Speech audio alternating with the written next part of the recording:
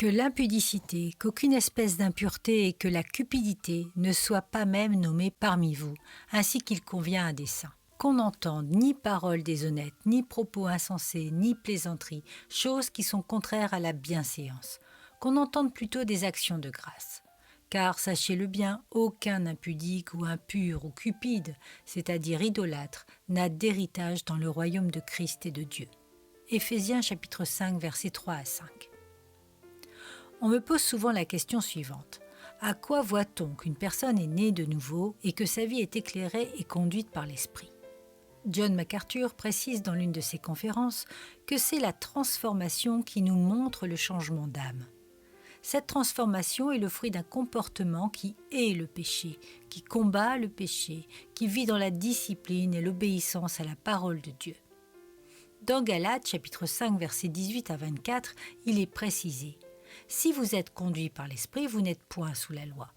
Or, les œuvres de la chair sont manifestes. Ce sont l'impudicité, l'impureté, la dissolution, l'idolâtrie, la magie, les inimitiés, les querelles, les jalousies, les animosités, les disputes, les divisions, les sectes, l'envie, l'ivrognerie, les excès de table et les choses semblables.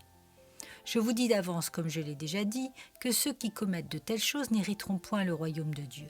Mais le fruit de l'esprit, c'est l'amour, la joie, la paix, la patience, la bonté, la bénignité, la fidélité, la douceur, la tempérance.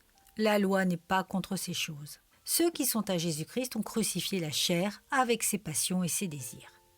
Ce dernier verset est capital. Ceux qui sont à Jésus-Christ ont crucifié la chair avec ses passions et ses désirs. Lorsque nous sommes nés de nouveau, régénérés par le Saint-Esprit, nous agissons en esprit sur le chemin de la sanctification, en Jésus qui est le garant et le maître du changement. Certes, nous pouvons tomber, mais nous ne persisterons plus dans un état de péché, car le Saint-Esprit ne le permettra pas. Il nous relèvera. Nous serons parfois châtiés par le Seigneur pour avoir fauté, mais notre âme régénérée ne supportera plus le péché, parce que Jésus vit en nous par son Esprit. De fait, les versets d'Éphésiens et de Galates 5 ne sont pas en opposition avec notre nouvelle conduite christique qui cultive la repentance.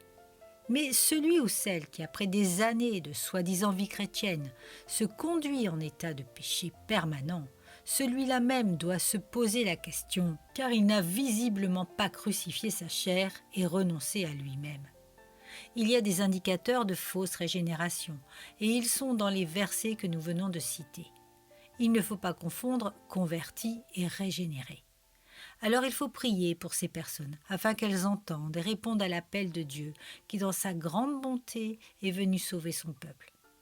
Tous ne seront pas sauvés, et le sauvetage c'est l'affaire de Dieu. Mais pour les nés de nouveau, notre devoir est de continuer sans cesse à semer et à annoncer l'évangile de Christ, surtout lorsque nous ne voyons rien venir, car c'est en cela que le Seigneur montre sa gloire.